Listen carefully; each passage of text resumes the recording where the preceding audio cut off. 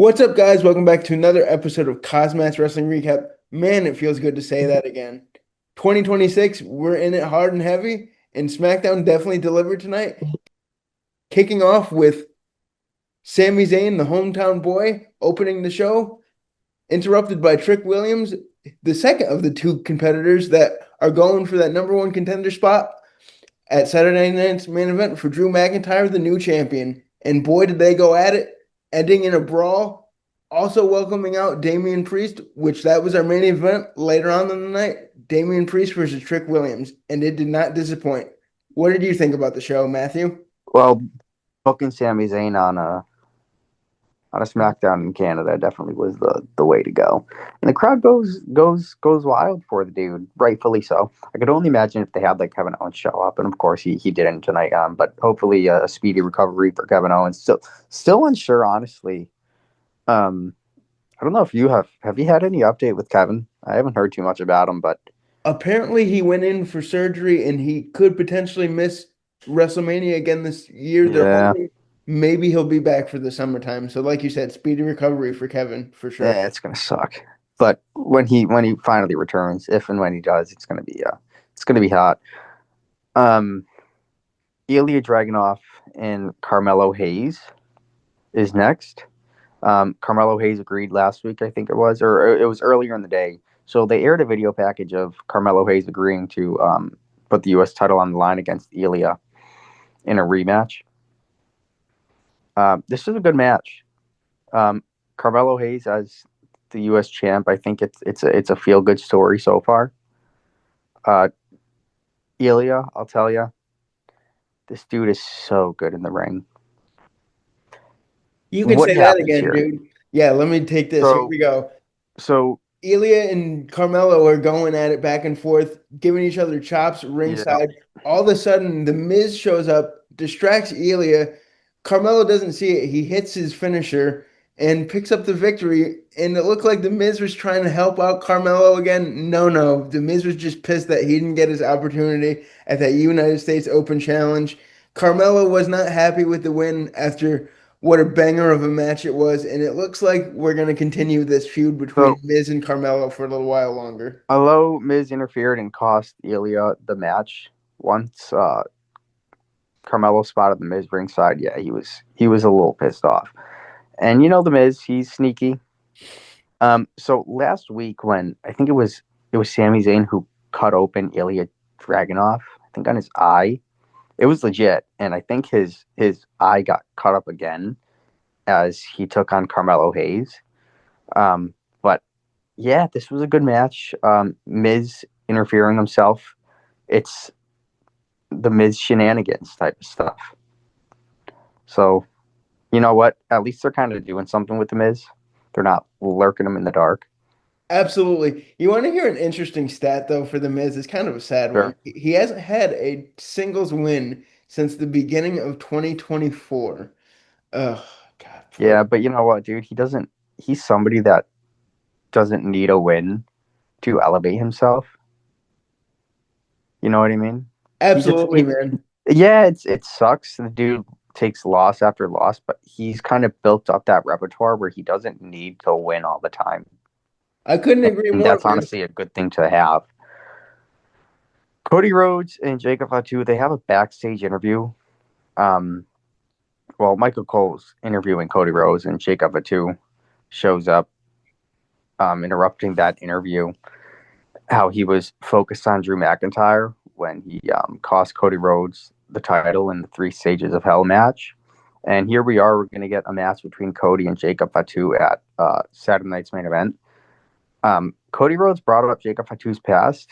I didn't know Jacob was arrested. You didn't know that? Yeah, dude. No, dude. He had a rough history, but this was a great, little back and forth. I like how they interjected Michael Cole into that storyline. He's such a great interviewer, and it got me a little hyped up for their match, especially on a short build. But you know what? Going from Jacob Fatu, his former family, now the MFTs, not a big fan, but Nah. they took on the Wyatt Six next for the tag team championships, and Yeah. you know what? It was a great back and forth match. Am I excited the way they're booking the Wyatt Six? Not really. It's kind of stale now, and Yeah. with Solo Sikoa carrying around that lantern, distracting Uncle Howdy, definitely paid dividends in the match, allowing Solo Sikoa and the MFTs to pick up the victory. Your new tag team champions, the MFTs. Yeah, and I hate to say it though, I think it was the right call here, especially if they're trying to push the MFTs. What's the good that it's going to do if the Wyatt Six hold the titles? Yeah, So I guess it's a lead in the right direction if you're going to try and continue this. But like you said, it's just it's not really doing it for me, unfortunately. And I don't think it's much of I don't even want to say it's the booking. It's just not working character wise. I don't want to talk down on MFT, nor do I want to talk down on Y6. But unfortunately, when they made their debut, the Y6, yeah, it was hot, but unfortunately, it kind of just derailed itself. it feels like they're getting lost in the shuffle. Is the Yeah, I, way I, I can I just don't explain it. know if there's any way to really fix this at this point, to be honest with you. Not talking bad about them, but it's just one of those where it's like, eh. But I'm happy they didn't forget about them, where they just completely discarded them, because that's what tends to happen. But Absolutely. I think losing the titles is just, it is what it is. And honestly, I'm not really mad about it. We have Chelsea Green and Jade Cargill next. I talked to you about Unreal. I think it was season 2 or season 3 where Chelsea Green was showcased on how she won the U.S. title, the first ever women's United States champion, and then lost it to Zelina, and then regained it back. Um, it was Michael Hayes who said that Chelsea Green, she had the charisma, she had the in ring talent, but there's just some stars who aren't meant to be tippity top, like a Tiffany Stratton or a Charlotte Flair. And he was talking about how Chelsea Green, unfortunately, isn't one of those women. She's more so one of the women to elevate people to that top. So throwing her against Jade Cargill, I kind of had hope. Okay, are they going to test the waters here? Because the crowd was chanting Chelsea, I love her, man. I really do. I and see Chelsea as that and top they had star. I Jordan really do. Grace Yeah. um, ringside. So after this match, Cargill, who won the match in just a few minutes, it was good, but Jordan Grace grabbed the mic and promised to challenge Jade Cargill after she wins the Royal Rumble, unless she was up to put her title on the line. But Jade didn't really entertain it, and well, it looks like maybe we're gonna get a Jordan Grace Jade Cargill match. And you know what? I'll take it because we have a powerhouse in Jordan Grace, and we have, yes, Jade Cargill, who is built as a powerhouse.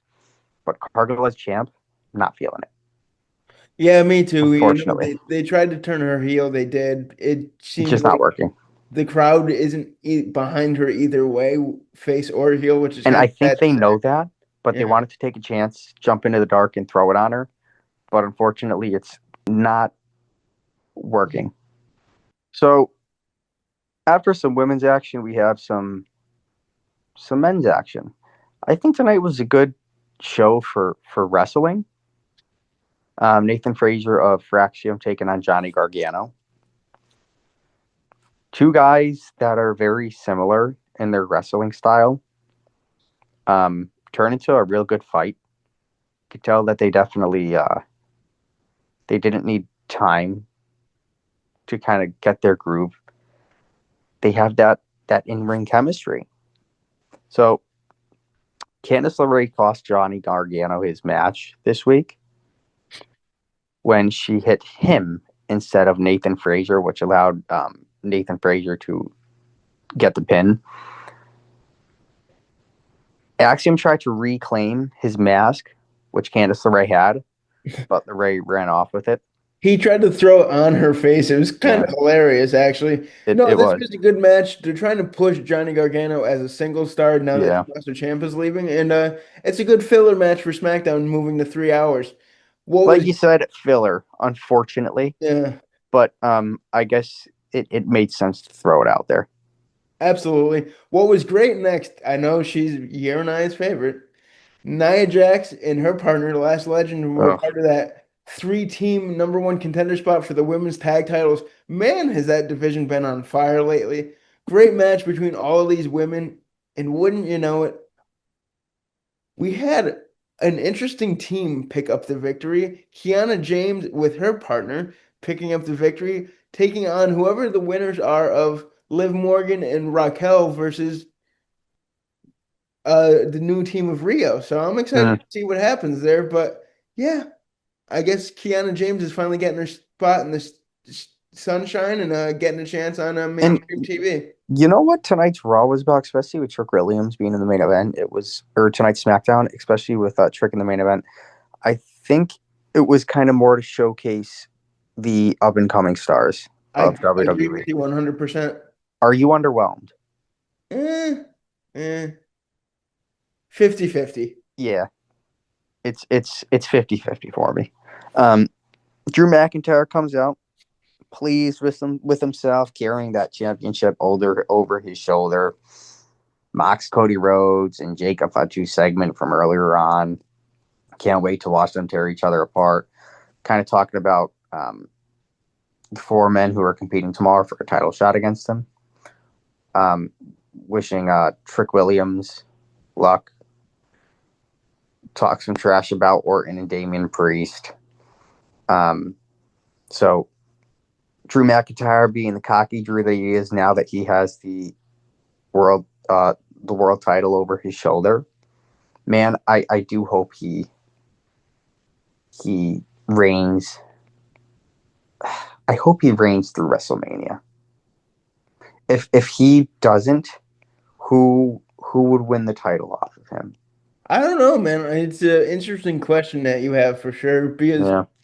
I look at someone like, a Jacob Fatu, you always got to throw Cody Rhodes at the top of that list. But, I really do like that they are trying to push the younger talent, even though it makes for an interesting little bit of TV because, like, some segments hit, like the Trick Williams, he's really starting to shine through, like Jordan Grace. But then you have Kit Wilson, even though his song is good, but, like, he doesn't really need to be on TV. You got Matt Cardona trying to push his way through. So I feel like SmackDown is just in a transition phase, and we transitioned right into a great main event, though.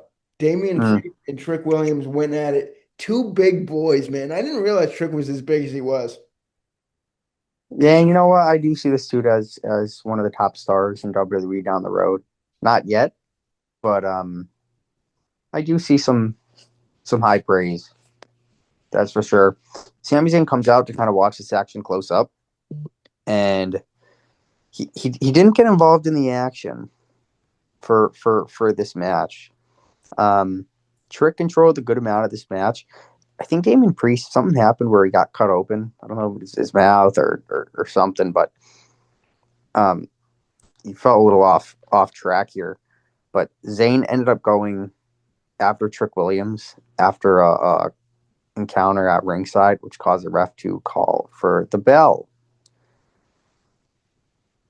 All three men kind of fight until Randy Orton showed up and took out Williams. Now, I said Sami Zayn didn't interfere in this match. He wasn't trying to, but there came to a point where he just kind of had to. All three men fighting. Orton shows up, taking out Trick Williams with an RKO out of nowhere. It looked like Damian Priest got thrown onto the announce table quite hard by Trick Williams, but after Orton shows up, taking Trick Williams out with that RKO, he then takes Sami Zayn out with an RKO. It's the regular Orton antics that nobody else is safe. Nobody's safe. Doesn't matter who you are, especially for their match come Saturday nights. Whoever wins takes on Drew McIntyre At the Rumble, yeah. at the Rumble. No surprise there. Good ending. Like I said, no matter who you are, nobody's safe when it comes to Randy Orton. There's RKOs for everybody. Doesn't matter who you are. The three most dangerous letters in pro wrestling, that's for sure. Yep. Let us know what you guys thought about this ending for sure. Always like, comment, subscribe, and we will see you guys next time. Until then, peace out. This has been KozMatt. Thanks for watching.